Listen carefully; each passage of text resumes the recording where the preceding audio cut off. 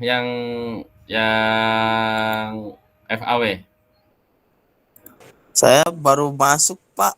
Oh, baru masuk. Yang Saya lain? dengarnya potensial UMKM tuh, Pak. Oh iya. Berarti udah siap ya nyari UMKM-nya ya? Ya kita bahas dulu lah, biar nggak tegang-tegang amat. Waduh, baru masuk udah suruh nyari UMKM.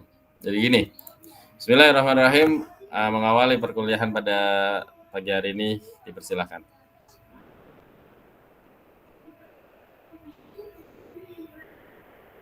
Berdoa selesai.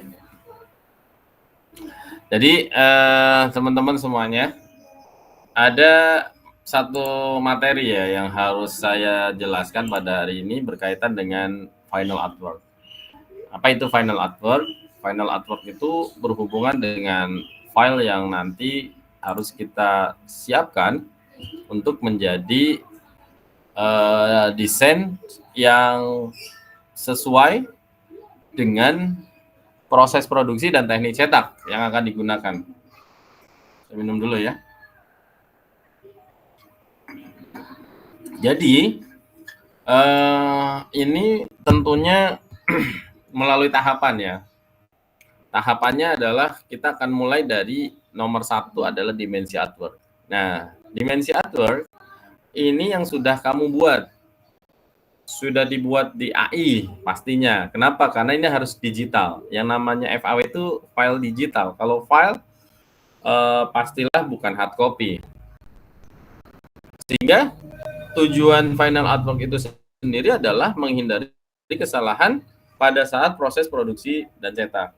Kalau filenya benar, maka potensi terjadi kesalahan itu juga dapat diminimalisir. Banyak potensi kesalahan pada saat proses cetak yang terjadi karena kesalahan di dalam mendeteksi atau menyiapkan file akhir atau final artwork itu sendiri. Contoh, kalau di dalam final artwork itu kan yang harus disiapkan ada dimensinya. Berarti pada saat final artwork, kamu harus benar-benar memastikan apakah ukuran dari dimensi panjang kali lebarnya itu sudah sesuai atau belum. Makanya file akhir itu benar-benar harus dicek. Bisa jadi kamu memberikan ukuran nomor 5 atau 5 cm panjangnya, pada saat kita ukur ternyata cuma 4,7, berarti kan tekor 3 berapa? 3 mili kan? Nah, ini juga bisa potensi. Sehingga pastikan pada saat kita akan mencetak final artwork itu dimensinya benar. Harus diapakan? Oh, harus dijadikan 100% ukurannya. Kemudian sesuaikan dengan technical drawing-nya. Mana Pak technical drawing-nya? Technical drawing-nya kan yang kamu sudah siapkan. Yang kemarin saya minta. Sudah dibikin belum? Di Sudah. AI-nya. Sudah ya? Nah, nanti technical drawing yang di AI itu adalah menjadi crop mark. Kalau orang bilang tuh crop mark itu, nanti kita ketemu crop mark ya, nomor 9. Crop mark itu adalah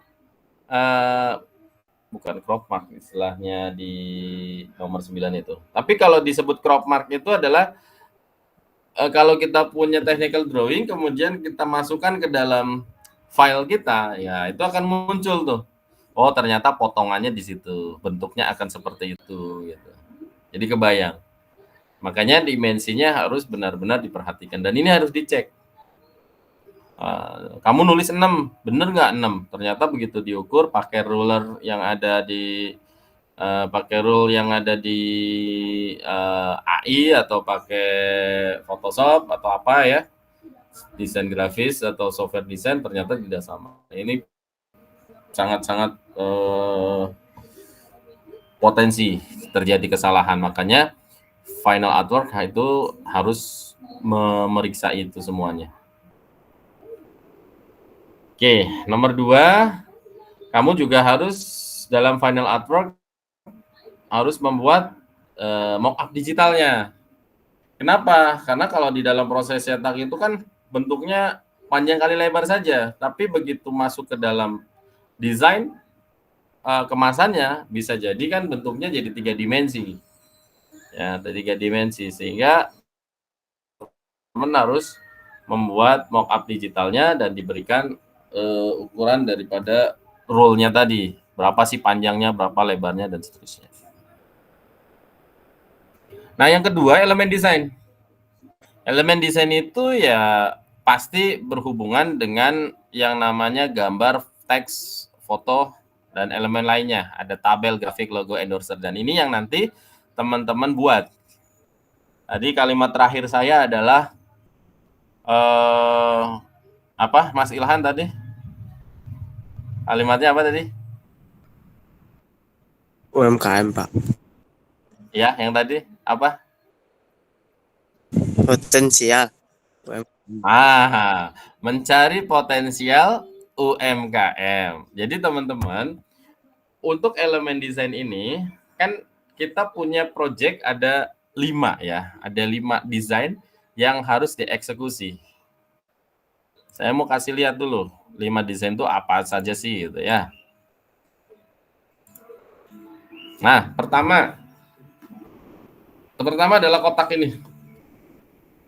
Nah, ini kan adalah desain kelompok 5 dan 6 ya kalau nggak salah ya.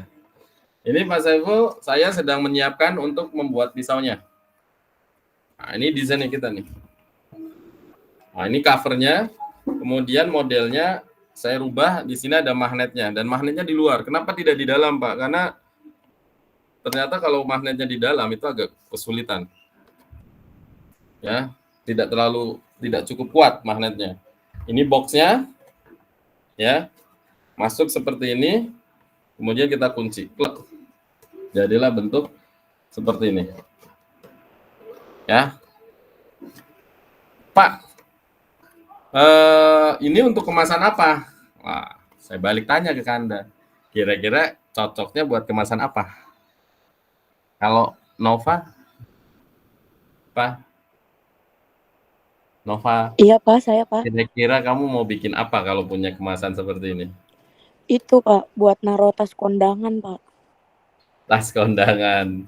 Berarti UMKM-nya UMKM jualan tas ya? Iya bisa Pak. Nah, kalau saya pakai buat nasi box boleh nggak?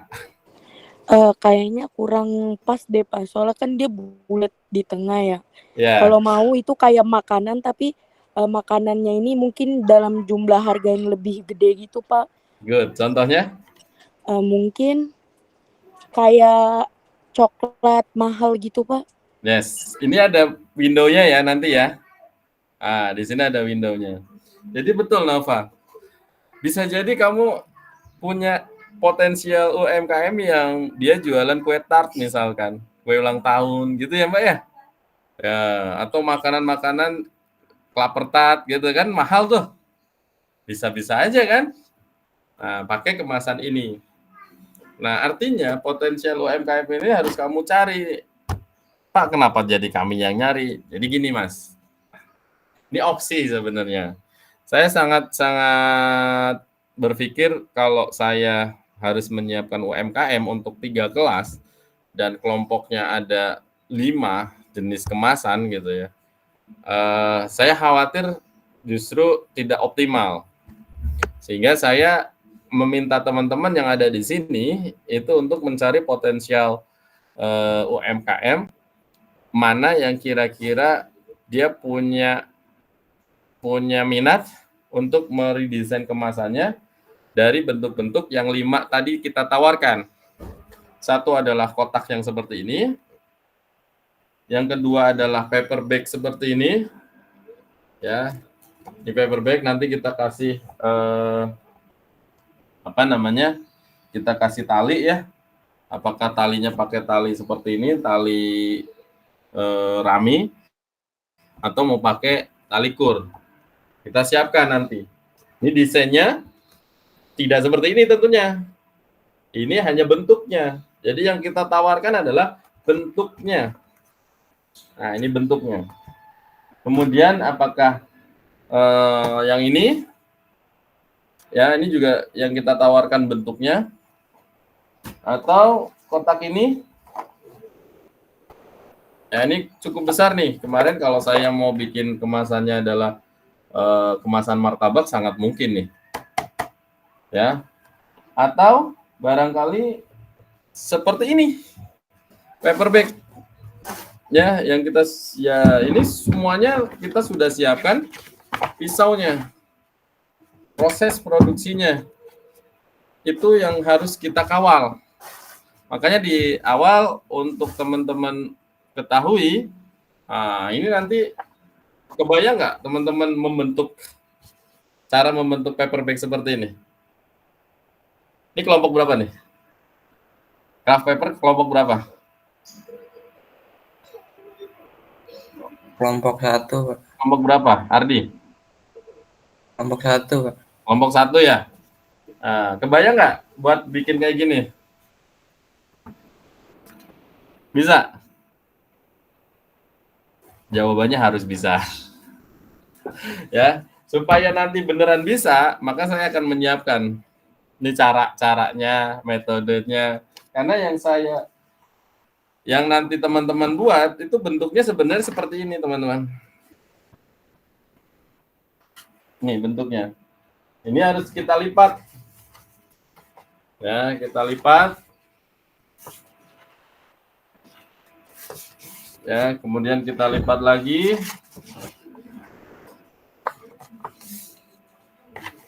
Lalu baru kita lem. Nah, seperti ini. Untuk kotak nanti kita lem. Hasil lemnya baru lem samping seperti ini. Ini lem samping nih, sudah di lem samping. Tinggal lem bawah. Nah, gimana Pak ngelem bawahnya biar bisa bentuk begini? Saya mau challenge nih teman-teman yang ada di kelas ini. Mau nggak saya kasih challenge? Saya kasih lembaran seperti ini. Ya, ini terutama untuk kelompok 1 nih. Nah, saya challenge, berapa waktunya paling cepat membentuk satu kemasan? Nah, kebetulan ini the real product ya, produknya ada dan bentuk akhirnya sudah seperti ini. Ini yang sudah ada bentuknya. Siap nggak? Saya kalau siap minggu depan kita ketemu di kampus. Nanti saya kasih challenge sambil teman-teman tadi balik lagi ke potensial UMKM, sudah ada berhasil memprospek UMKM belum untuk meredesain kemasannya dan kamu menawarkan dengan bentuk yang ada. Nanti kita bahas cara praktekkan ya membuat paper bag seperti ini. Gimana? Siap nggak? Harus siap ya. Nanti kayak saya siapkan alat-alatnya, siapkan tools-nya. Nah, nanti harus bikin seperti ini. Ini karena ngirimnya kan dalam bentuk tumpuk. Ini kalau kita gunakan seperti ini, dan nanti mungkin ada pertanyaan, Pak, kira-kira cocoknya buat apa loh? Saya yang nanya harusnya. Kalau teman-teman kelompok 1 lihat bentuk seperti ini, kira-kira akan jadi apa? Kemasan apa?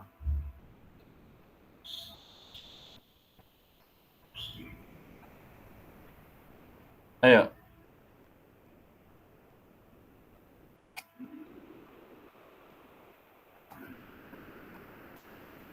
Nggak punya bayangan ya?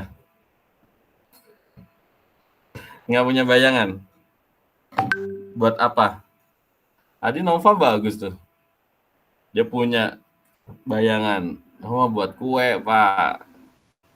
Buat kemasan tas, Pak. Ini kelompok 1 nggak punya bayangan nih? Bapak. Ya, buat apa Cynthia? Kayak kemasan mie gacoan juga bisa nggak sih, Pak? Mie gacoan? Iya. Berarti kemasan sekunder ya? Iya, Sekundernya. Ya, kalau menurut hemat kamu bisa, harusnya bisa. Luas nggak ya kira-kira? Cukup nggak nih? Cukup Pak kayaknya. Nah, ini saya rogoh. Ini kelompok 1 sudah sampai bentuk begini belum? Saya mau tanya yang kelompok 1. Udah, Pak. Udah? Ya. Nah, berarti kan sudah punya bayangan karena kira-kira bentuknya kan kayak gini. Ya kan? Iya. Cocoknya buat apa? Mungkin buat souvenir gitu bisa, Pak. Souvenir pernikahan. Boleh. Kalau buat baju boleh nggak? Bisa, Pak. Bisa, Boleh. sangat bisa. Oh ya, buat kaos-kaos distro itu sangat bisa. Karena nanti ini bentuknya akan ada talinya, kemudian di tali ini ya seperti ini ya. Ini talinya. Nah, ini tekuk ke bawah. Nah, ini nanti di apa kita sebutnya? Ada labelnya. Ini ada labelnya memanjang. Ya, labelnya ada di belakang saya maksudnya. Nanti saya kasih lihat ya, saya kasih lihat bentuknya. Nah, ini yang saya maksudkan. Nah, tugasnya kelompok 1 Ardi adalah memikirkan kira-kira desainnya yang cocok dengan UMKM itu bentuknya kayak gimana. Jangan berpikir punya Pak Saiful satu warna, saya mau satu warna juga. Jangan. Ya, boleh aja kamu mau 2 warna, 3 warna, 4 warna silahkan. Karena nanti akan dititik beratkan kepada kemampuan atau hal yang paling mungkin kita lakukan. Oke, sampai sini bisa difahami? Ada pertanyaan kira-kira? Tidak, ada 5 ya. Ada 5 nih. Semua produknya produk real. Ada UMKM-nya, ada usahanya. Nah, ini labelnya. Label yang nanti dimasukkan atau ditempel di sini.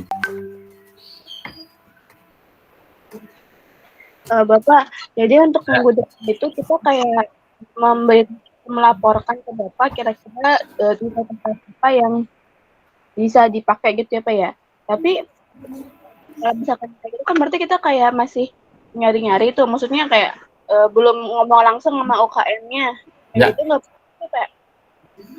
Oke, betul Rezi. Pertama adalah saya sebenarnya dengan Budita, cuman saya belum konsultasi langsung karena rupa-rupanya Budita lagi sibuk banget ya nyiapin akreditasi. Jadi nggak concern memang. Tapi ya sudahlah, saya ambil keputusan sambil saya nanti ngobrol juga sama dengan Budita. Ya, kita akan siapkan opsi beberapa UMKM yang memang mau melakukan redesign dengan bentuk yang sudah kita siapkan. Ya, jadi bentuknya memang kita sudah siapkan. Yang kedua, apakah nanti UMKM-nya diserahkan ke Pak Saiful dan Budita? Nah, ini yang saya akhirnya berpikir saya nggak bisa ngambil keputusan untuk mencari UMKM sendiri. Karena apa? Karena saya harus menyiapkan untuk 3 kelas. Jumlahnya 5 kelompok satu kelas sehingga ada 15 UMKM kan. Nah, ini tentu saya tidak berharap satu UMKM dikejar sama 5 kelompok atau 3 kelompok sehingga nanti dikompetisikan desain mana yang dipakai. Saya nggak mau begitu, itu nggak efisien ya. Lebih baik satu kelompok meng-hire satu desain dan outputnya memang benar-benar dicetak. Clear ya? Karena kalau misalkan kelompok 5 dan 6 datang ke UMKM yang sama, kelas A, B, C, lalu dikompetisikan, yang ada salah satu atau salah 2 pastinya kemasan yang tidak dipakai padahal sudah di proses desain. Dan ini sangat sayang, buang-buang waktu. Oke, paham ya Rezi ya? Nah, kemudian tadi, lalu gimana ya Pak solusinya supaya kami bisa action dalam waktu dekat ini? Ya memang harus action. Kenapa? Karena harus ada progres yang kalian buat, kalian rencanakan, sehingga pada saat nanti UAS, kamu sudah bawa kemasan yang sudah dicetak dalam jumlah massal dan sudah diserahkan ke customer. Nah, nanti ada 4 poin yang saya jelaskan. Apa saja yang harus disiapkan, keuntungan, dan proses cara kerjanya gimana. Nah, sebelum ke sana, saya simpulkan dulu. Jadi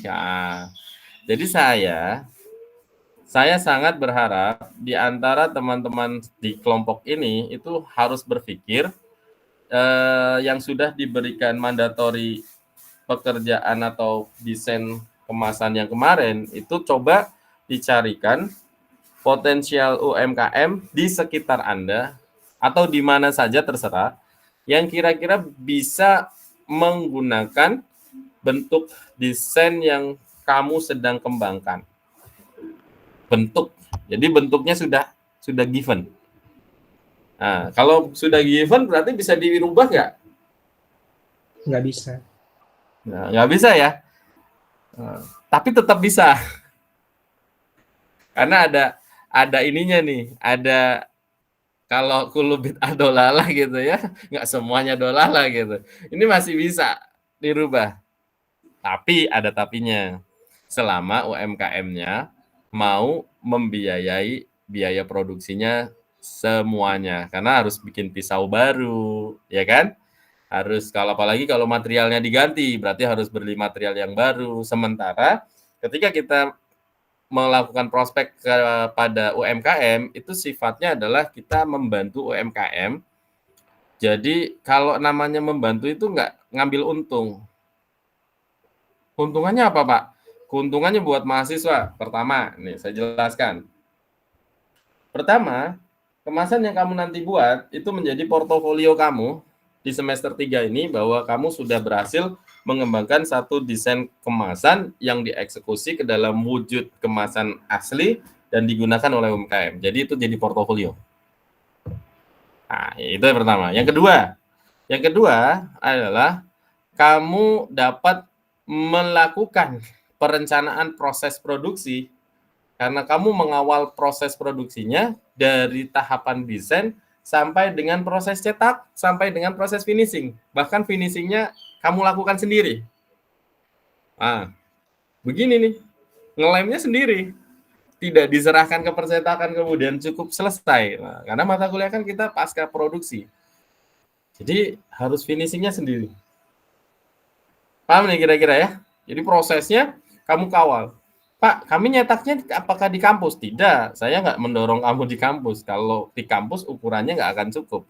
Ada banyak ukuran yang size-nya oversize dari mesin SM52. Maka saya bukan mendukung ya, tidak mengarahkan bahkan untuk harus di kampus. Selain daripada ukurannya adalah besar, di kampus juga mesinnya rusak. Gitu ya. Jadi sangat logis, sangat reasonable. Jadi ketika nanti teman-teman mendapatkan job ini, pekerjaan ini, teman-teman akan main kemana, Pak? Oh, bisa jadi main ke Senen, bisa jadi main ke Pondok Labu, bisa jadi main ke daerah-daerah yang mungkin kamu tidak pernah bayangkan, tidak pernah lihat. Oh, ternyata percetakan kayak gini loh. Cara bisnisnya, cara kerjanya.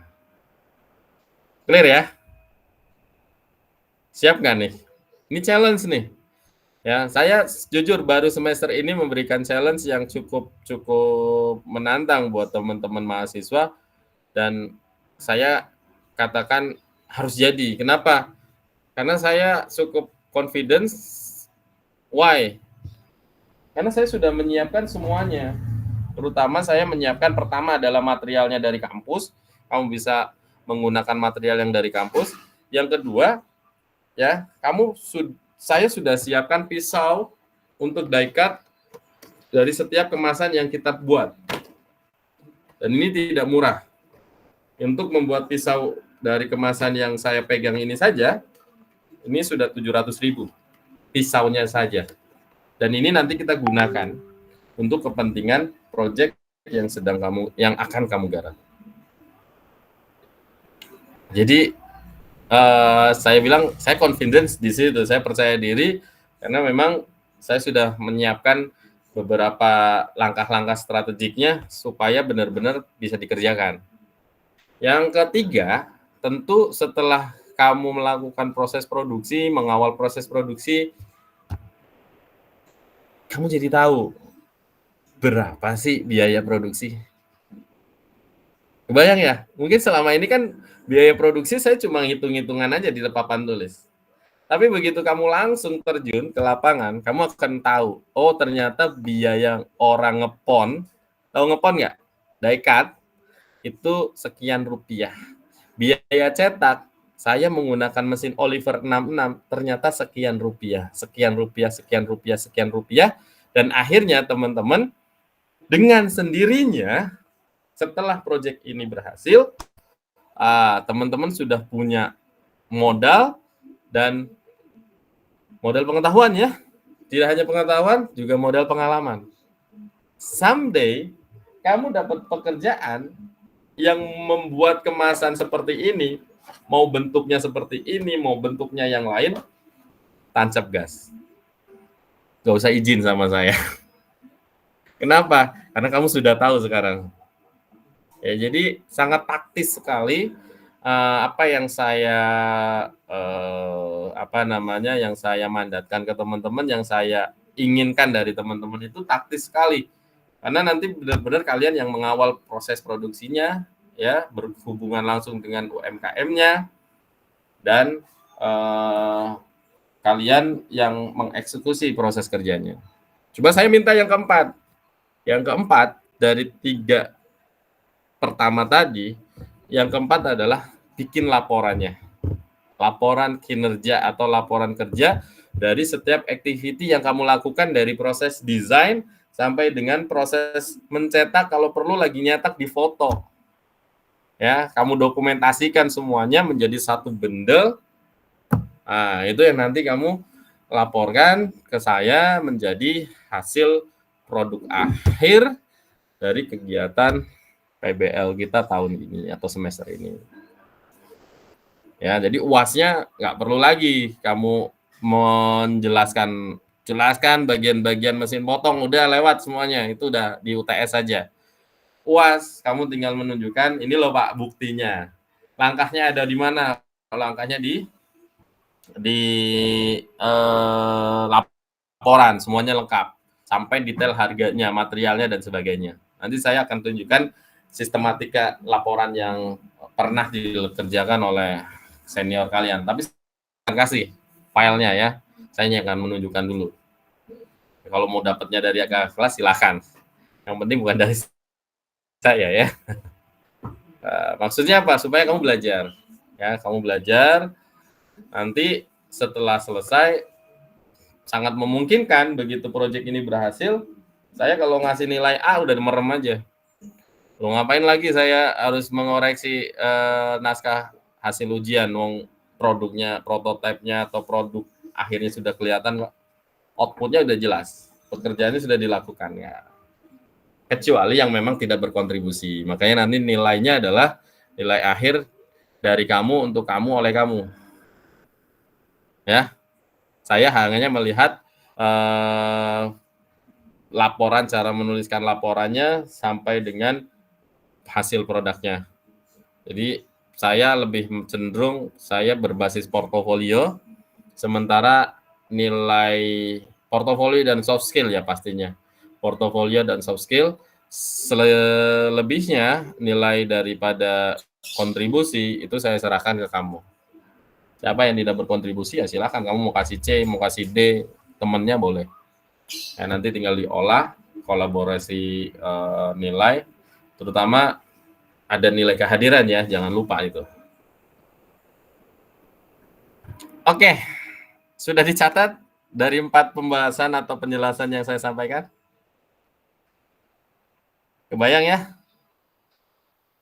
Ini harus move on nih, harus jalan, running. Makanya kesimpulannya adalah, conclusion-nya tadi yang Rezi tanya, yes, saya sangat berharap dari semua kelas, dari semua mahasiswa yang ada di sini, masing-masing kelompok sudah harus ikut memikirkan juga ya, ikut memikirkan kira-kira potensial UMKM mana yang bisa kita garap, yang bisa memberikan atau mau kita redesign kemasannya sesuai dengan bentuk yang kita punya.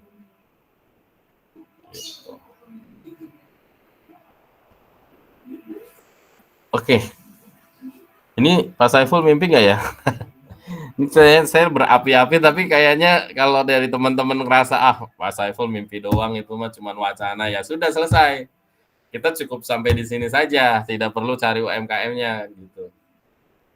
Yang penting kalian dapat prototipe cara kerjanya selesai. Tapi kalau memang kalian juga mendukung mimpi saya, kita mimpi bersama-sama. Ayo kita bareng ya. Tadi saya sudah bilang, saya sudah siapkan pisaunya ya. Yang mana pisau itu tadi saya sampaikan kita bikin nggak gratisan, kita bikin sudah sangat luar biasa mengeluarkan dana yang cukup banyak. Kemudian material juga sudah kita siapkan di kampus. Kemarin kalian sudah lihat ya kesiapan material yang ada di kampus kan? Lihat nggak? Iya, Cukup nggak Pak. kira-kira? Kalau buku buat bikin 500 kemasan Mahathir? Insya Allah Lebih dari cukup, cukup. ya. Ya, lebih dari cukup. Nanti kita siapkan materialnya. Pak, kami gotong sendiri pakai motor. Kan kamu punya kelompok. Ya, datang ke percetakan. Inilah yang nanti kita sebut dengan belajar beneran gitu ya. Belajar beneran, tidak hanya teori, tapi kalian langsung mengaplikasikannya. Langsung prakteknya. Ya, modalnya kita siapkan. Modal awal ya, saya sebut modal awal. Modal awal adalah pertama adalah pengetahuan pasti, ya. Yang kedua adalah nanti kita kasih kertasnya. Yang ketiga kita kasih pisaunya. Pak, ongkos cetak gimana Pak? Nah, itu yang kami harus bisa negosiasikan dengan UMKM-nya. Masa iya sih, saya ambil contoh tadi. Saya tanya yang 3A. Mbak, kamu pernah beli paper bag Kak? Ukuran segini. Ini gede ya? Pernah nggak beli paper bag kayak gini harganya 2.000? Belum pernah, Pak. Belum pernah. Kenapa? Paper bag itu minimal sekali. Dengan ukuran segini, itu harganya di atas 7.000. Apalagi kalau nanti yang desain kamu. Bisa full color, keren banget gitu ya. Elegan. Mungkin bisa dijual 10.000. Kita nggak tahu. Makanya, kalau kita tawarkan misalkan win-win solution ke UMKM. Mau nggak saya bikinin kemasan kayak gini? Berapa, Neng? Tanyanya gitu ya. Berapa Neng kan gitu ya. Tapi kamu prospek 2.000 aja. 2.000. Masa iya nggak mau sih 2.000? Ya. Ya kalau nggak mau ya nggak apa-apa. Berarti kita cari UMKM yang lain kan gitu. Paham ya? Siap kira-kira? Siap tempur? Halo, siap nggak? Siap, Berarti Pak. materialnya dari Ya, kampus. Mahathir gimana? Kenapa? Material dari kampus. Iya. Materialnya dari kampus. Makanya kalau saya bilang 2.000 kita tawarin ke UMKM. Wah, kalau saya jadi Anda, saya langsung bilang ibu saya loh. Bu, kita kan jualan. Kita bikin Bu. Cuman 2.000 Bu gitu. Kenapa bisa 2.000? Tadi saya bilang materialnya kita siapkan dari kampus ya. Kemudian pisaunya sudah ada. Yang ketiga, desainnya nggak bayar karena yang desain Anda. Jadi project Anda, win-win solution. Portofolio. Ya, nanti kalau ternyata ada lebihnya ya itu uang jajan lah. Ya. Buat ongkos. Ya, Tiara. Gimana Tiara?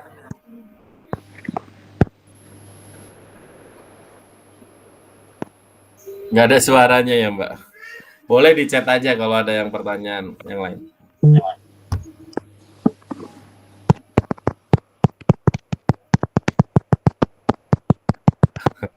Sepertinya bocor. Lanjut ya. Ke nomor 3 ya. Oke, nomor 3. Nomor 3 itu warna cetak. Ini penting. Teman-teman harus pastikan nanti desainnya itu warnanya sparasikah atau warna khusus. Ya. Saya ambil contoh kemasan ini. Atau kemasan ini deh, dua-duanya ya. Ini waktu saya mencetak, saya berpikir bahwa ini saya akan mencetak sparasi. Kenapa sparasi ya? Karena warnanya kan campuran ya. Warna coklat muda, kemudian ada coklat tuanya. Tapi pada saat saya proses kepercetakan, ternyata warna ini, Pak, bisa nggak? Ini justru operator plate-nya yang nanya ke saya. Pak Saiful, ya, Ini 2 warna blok saja, bisa dibikin 2 plat.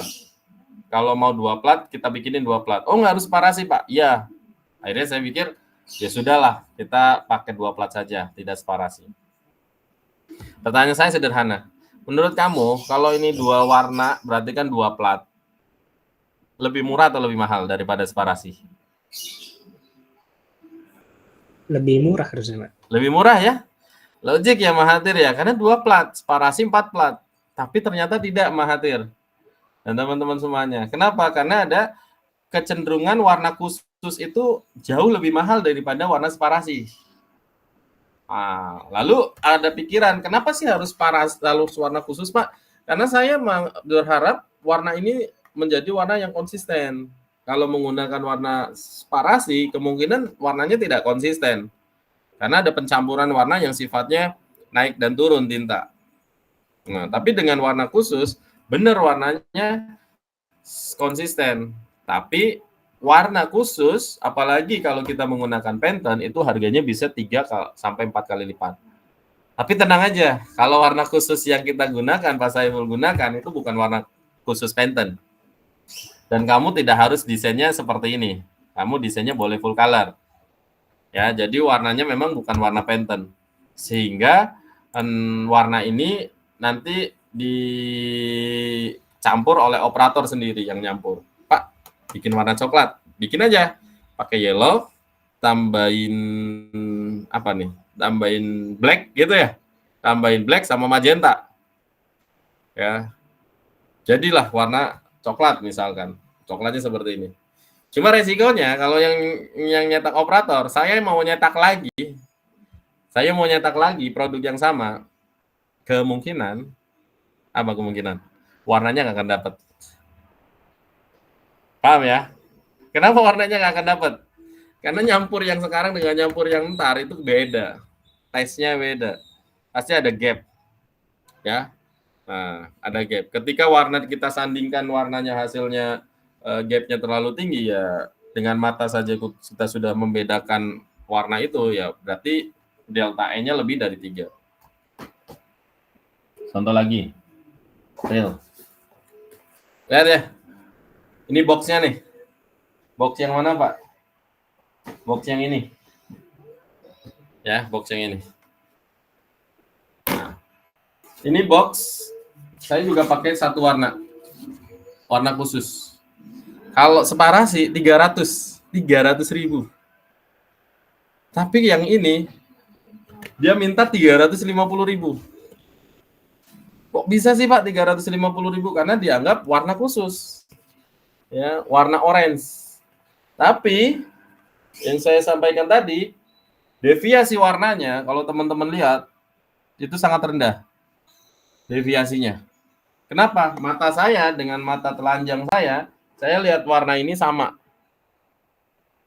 Walaupun nanti ketika diukur dengan SpectroDance tentu tidak sama. Dan ini nanti jadi case. Ini saya akan bawa nanti pada saat kita offline, ya. Tapi minggu depan kalau pas kita offline, saya sangat berharap kamu sekaligus menyampaikan kira-kira ada potensial UMKM mana yang sudah kamu bicarakan, tahap mana, ya. Nah, saya sangat berharap seperti itu. Bukan saya nggak mau nyari, saya juga lagi nyari. Bahkan setelah selesai perkuliahan, saya ini akan ke salah satu tempat itu nanti saya sedang menawarkan paper bag-nya tadi. Ya, karena yang saya datangi itu tempat pondok pesantren yang kemungkinan dia akan punya prospek untuk membuat jenis paper bag atau produk yang saya mungkin dari 5 ada yang bisa diambil. Gitu. Jadi saya juga tetap, ya kalau orang bilang belusukan ya, saya juga belusukan. Buat siapa sih Pak? Buat Bapak nyari order? No, bukan buat saya. Ya, karena saya pengen membuat perkuliahan ini lebih nyata, lebih real. Makanya saya datang, saya tawarkan supaya teman-teman nanti yang mengerjakan. Materialnya mana? Sekali lagi materialnya dari kampus. Jadi memang saya lagi bikin prinsip NGO gitu ya. NGO, non-profit ya. Kita jadi bikin sistem non profit dulu. Karena yang kita butuhkan sekarang adalah pengalaman, experience, terutama dari teman-teman. Kalau Pak Saiful mah udah biasa yang mengerjakan seperti ini ya. Tapi kalau buat teman-teman ini adalah hal baru dan ini yang bisa saya kasih ke teman-teman supaya teman-teman punya experience, pengalaman dan next saya nggak pernah tahu masa depan teman-teman, tapi ketika saya memberikan sesuatu yang bisa berdampak kepada soft skill dan hard skill teman-teman, tentu bisa menjadi bekal ke depan mendukung karir teman-teman. Ya, seperti itu. Silakan, ada pertanyaan? Tidak ada? Saya lanjut ke situ. Ya. Saya sama kelompok saya kan kelompok 6, sama kelompok 5 kan dia 1 gitu ya Pak ya. Betul. Nah itu tuh berarti kita nyari UKM yang sebagai itu berarti kita bekerja sebagai 2 tim dong Pak. Kayak gitu bisa bukan? Kerja dengan sebagai 2 tim, tapi tim mana yang paling prospek silahkan ambil. Ya. Baik, jadi kelompoknya tetap belusukan 2 kelompok, coba mencari format yang paling memungkinkan untuk eksekusi. Nanti kalau memang teman-teman membutuhkan, Pak, saya butuh ininya deh Pak, hard copy-nya, hard design-nya, supaya saya bisa memastikan atau memberikan suggest kepada UMKM saya, ya silahkan, nggak apa-apa. Makanya nanti teman-teman bantu untuk proses finishing-nya, nanti setelah itu teman-teman bisa bawa sebagai dummy. Itu. Ya. Kalau ada dummy-nya, UMKM-nya kan lebih yakin kan? Nah, makanya tadi saya bilang, kalau saya jadi teman-teman, saya 100.000 ya, dapat 500 kemasan dari teman-teman, misalkan yang tadi paper bag ya, yang paper bag ini dapat 500 paper bag gitu, wow, masa nggak mau gitu, kalau saya ya. Karena saya juga nggak membisniskan ya, saya nggak mau mengambil keuntungan dari proyek saya sendiri, bukan. Justru saya meminta teman-teman cari proyek ya yang nanti bisa dikerjakan sebagai best practice dari kegiatan PBL kita pada semester ini. Lanjut ya, jadi ini warna khusus, warna sparasi ini juga penting karena kaitannya dengan produk yang kita kerjakan. Saya nggak bahas detailnya, saya masuk ke yang keempat, bagian yang kita sebut dengan gambar foto ilustrasi. Jadi gambar foto ilustrasi ini masuk dalam kaidah elemen ya, elemen desain tadi. Jadi elemen desain itu ada foto, ilustrasi, kemudian tadi ada warna, ya, kemudian ada lagi yang kita sebut sebagai font, teks. Jadi 3 nih elemen ini. Ini penting sekali mengetahui atau pemahaman teman-teman bahwa tadi saya sudah sampaikan juga di kelas sebelumnya, hindari penggunaan teks dengan warna campuran atau warna sparasi untuk font yang memiliki ukuran size mini atau size kecil. Kenapa kira-kira? Karena berpotensi terjadinya misregister. Kalau ada misregister, kemudian fontnya sangat kecil, maka font yang kecil itu pastilah tidak akan terbaca. Nah, ini penting. Makanya kalau teman-teman perhatikan kemasan-kemasan apapun ya, kemasan Royco lah, kemasan Dayak lah, kemasan kok Pak Saiful nyebutnya Unilever semua. Ya, ini kan sebenarnya materi ini saya dapatkan dari agensi yang luar biasa ya. Ini punya Pak Nanang nih kalau teman-teman pernah dengar. Ya, ini materi yang kalau dijual di industri, wah luar biasa ini. Ya. Tapi saya minta izin, Pak, saya izin untuk sampaikan ke mahasiswa supaya mahasiswa punya pemahaman juga yang utuh. Ya, silahkan gitu.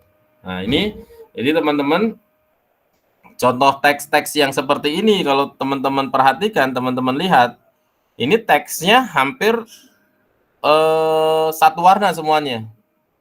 Ya, ini bukan teks 2 warna nih, teks 1 warna. Kenapa harus teks 1 warna? Karena teksnya beresiko kalau yang kecil, kalau terjadi potensi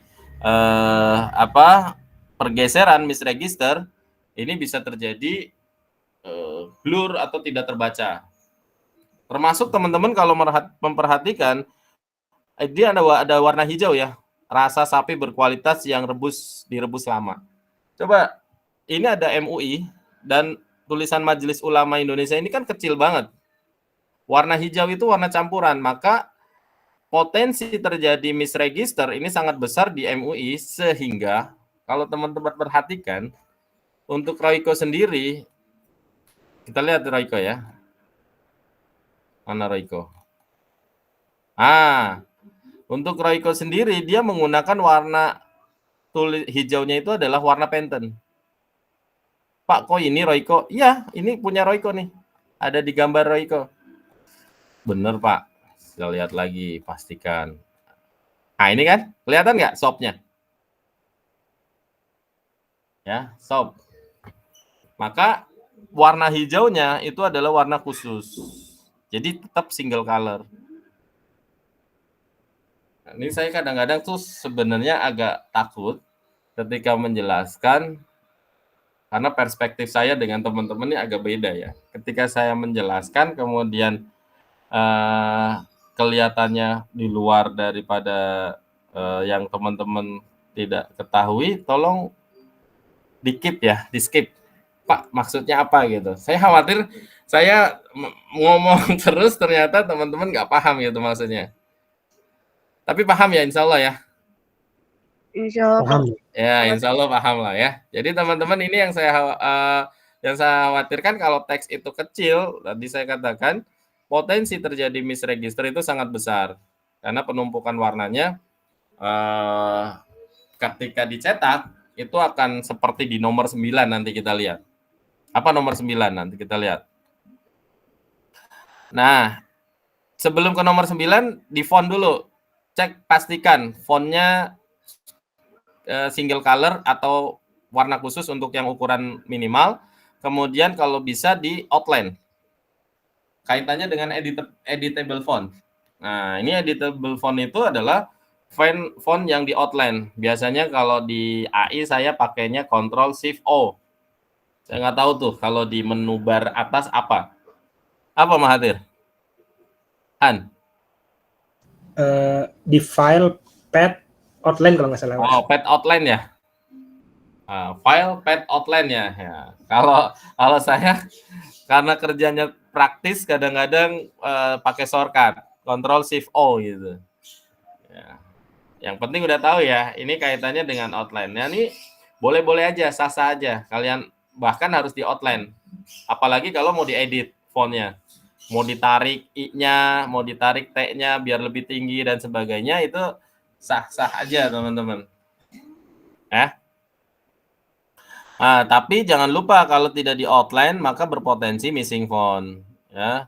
Missing font, highlight ya, missing font dan sebagainya. Ini kenapa bisa terjadi begini? Karena memang file kita tidak di satu device. File kita tuh kadang-kadang masuk ke komputer mana, apalagi kalau sudah masuk ke percetakan. Sudah ya. Nomor 6, bleed. Bleed saya tidak bahas terlalu panjang kali lebar. Intinya adalah kalian sudah tahu bahwa bleed itu adalah bagian gambar yang ditambahkan untuk di sekeliling dengan tanda potong. Supaya apa? Supaya hasil potongnya seperti sebelah kanan. Dengan area bleed, maka potensi terjadi ada gambar atau tulisan yang terpotong itu bisa diminimalisir. Tapi tanpa bleed, maka ukuran itu tidak akan boleh dikurangi, tapi yang terjadi adalah memotong bagian yang ada image-nya. Kenapa? Karena tanpa bleed. Clear ya di bleed ini ya. Nomor 7 adalah trapping. Setelah trapping nanti ada overprint. Ini plus minus nih. Contohnya adalah kalau ada bintang dengan latar warna sian, maka ini sangat potensi bintangnya di plat sian itu cuma ada warna sian saja. Sementara ini adalah bintangnya warna kertas. Ketika diisi oleh bintang warna merah, ini potensi sekali terjadi proses misregister sehingga ada warna putih yang ada di cetakan. Jadi ini nggak boleh. Oleh karena itu biasanya adalah caranya dengan menambah sep. Sep di bagian pinggir objek sebesar 0,15 sampai 0,30.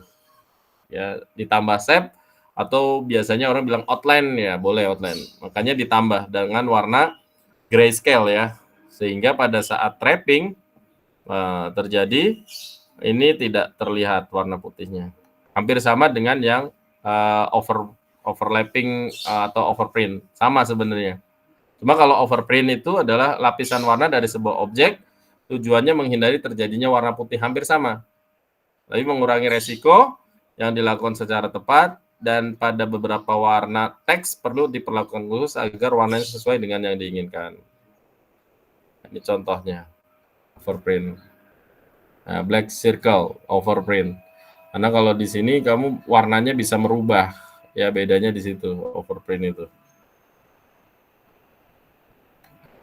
Next, ini yang disebut dengan register mark tadi kaitannya dengan font yang kecil. Kalau kita lihat hasil daripada cetak kemudian bergeser seperti ini masih toleransi register di warna. Nah, warnanya oke kayaknya.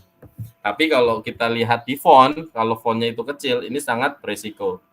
Pak, bergesernya sedikit doang kok Pak. Iya, kelihatannya. Tapi begitu dilihat di fontnya yang kecil, nggak kebaca. Ya, sehingga harus diperhatikan bagaimana menjadi cetakan yang perfect registration. Tidak seperti ini ya. The last, media box. Media box itu berisi penjelasan singkat tentang data artwork, mulai dari nama klien, nama produk, warna yang digunakan, dan teknik cetak. Ini biasanya ada di final artwork. Nah ini yang tadi saya bilang, Pak Nanang itu CEO-nya Dampu dengan Pak Sony. Nah, ini media box-nya dia letakkan untuk setiap desain yang dikerjakan. Warnanya apa yang digunakan, pattern-nya apa saja, ya. Ini menjadi catatan. Nah, untuk ragam teknik cetaknya saya tidak perlu ya. Karena ini kan ada di mata kuliah pengantar teknologi cetak. Bahkan beberapa mata kuliah sudah ada ya. Flexo sudah dapat, Rotographer sudah dapat. Ya, yang dihilangkan tuh yang ini, screen printing itu hilang. Ya, screen printing. Saya sudah mengajar di offset. Baik, sampai ini saja. Kira-kira ada pertanyaan lagi? Kalau ada silahkan, kalau tidak ada pas jam 10 nih. Pak, saya izin bertanya, Pak. Ya, silakan. Kan kelompok 5 sama 6 kan collab ya, Pak. Nah, bikin laporannya itu bisa apa disatuin aja? Oke, kalau untuk kelompok 5 dan 6, kalau proyeknya 1, ya laporannya cukup 1 saja. Ya, cuma nanti tinggal manajemen filing saja ya, atau manajemen kerja saja. Karena nanti kan prosesnya memang, kenapa sih 6 dan 5 dan 6 itu harus bersatu? Memang harus bersatu. Karena apa? Karena finishingnya effortnya luar biasa. Ya, ngelemnya, kemudian bikin boxnya, dan seterusnya. Ini yang paling kompleks sebenarnya. Makanya ini tetap saya pastikan ini 5 dan 6. Jadi kalau ditanya laporannya tentu 1 juga, tapi silakan dibagi. Apakah nanti ada yang 5 khusus di bagian covernya, bikin tentang cara kerja laporan untuk membuat covernya. Kemudian kalau yang kelompok 6 karena dia bikin tray-nya, ya box-nya, ya dia bicara tentang cara kerja membuat tray-nya, lalu disatukan sehingga muncul satu satu proses yang kalau dihitung secara sistematis dan matematika tentunya nanti harganya dihitung secara keseluruhan. Gitu guys ya. Ya. Baik, Pak. Laporannya tetap 1 aja, tapi nanti integrated, menyatu, menyeluruh. Ada lagi? Pak, saya mau nanya, Pak. Pak, saya mau tanya. Silakan. Di kelompok saya itu kan ada logo gajahnya ya, Pak. Nah, Ya, itu kan biasanya ada suatu identitas produk atau toko. Ntar kalau misalkan UMKM-nya bilang kenapa harus ada gajahnya, soalnya produk saya nggak berkaitan dengan gajah, gitu gimana, Pak? good. Pertanyaan bagus. Nah, untuk gajah saya tidak wajib. Ya, saya tidak wajib. Bahkan kalau nanti Pak gajahnya saya mau copot, boleh. Nanti pisaunya kita copot dulu. Gitu, ya. Jadi pisau untuk gajah nanti sifatnya portable, bisa dicopot. Cuma kalau nggak ada gajahnya berarti rapet. Nggak ada window-nya. Ya. Kalau misalkan Pak saya mau bikin window, nanti ada bikin pisau lagi. Ya, tapi terpisah. Jadi dua kali die cut. Misalkan window-nya kamu mau bikin tetap window tapi modelnya bukan gajah. Boleh Mbak, silahkan. Dan itu nggak terlalu mahal. Daripada kamu membuat struktur pisaunya dari ini ya. Dari kita buka ya, kita buka. Kalau kita bikin dari nol, ini bikin pisaunya saja sudah 350.000. Sayang, ya sayang. Jadi sangat disayangkan kalau kita harus membuat dari nol. Tapi kalau gajahnya sifatnya adalah tentatif. Kalau dia mau ya pakai gajah, kalau nggak mau jangan dipaksakan. Ya, kamu bisa memberikan suggest bahwa gajahnya itu tentatif, tidak harus ada. Oke? Oke, Pak. Kasih ya, Pak. Ya, sama-sama. Pak, Ilhan tadi. Cynthia? Atau tadi Saya ada yang cowok deh? Iya, Pak. Boleh, silakan. Saya kan ini Pak dapat kemasannya paper bag ya, Pak. Nah, itu jadi kemasan sekunder nggak apa-apa, Pak? Ini? Yang art karton Pak dapat ya? Oh, art karton yang ini. Nggak apa-apa. Sangat boleh. Karena memang ini kan lebih banyak untuk kemasan sekunder, Mbak. Ya loh? Baik, Pak. Iya. Karena bagus kemasan sekunder. Dan ini kalau nanti teman-teman, Pak, saya mau beri finishing touch supaya lebih elegan. Apa? Saya mau laminasi. Oh, lebih bagus lagi. Nanti nambah biaya laminasi itu kan sekitar 200.000 ya minimal. Karena apa? Karena ini kalau nggak dilaminasi memang ada kekurangannya adalah retak, Mbak. Kamu bisa lihat di sini. Jadi rawan sekali di lipetannya. Cuma ini karena memang kita sama sekali tidak dibantu sama UMKM, jadi memang budget yang terbatas ya, limited budget, makanya kemarin tidak dilakukan laminasi. Tidak dikasih laminasi. Tapi kalau nanti teman-teman memang punya improvement, kalau saya sih sebenarnya saya sangat ingin sekali ini dilaminasi, tapi sekali lagi karena budgetnya terbatas ya saya tidak laminasi. Gitu ya Mbak? Aman? Iya Pak. Aman Pak. Makasih Pak. Oke. Silakan. Ada lagi?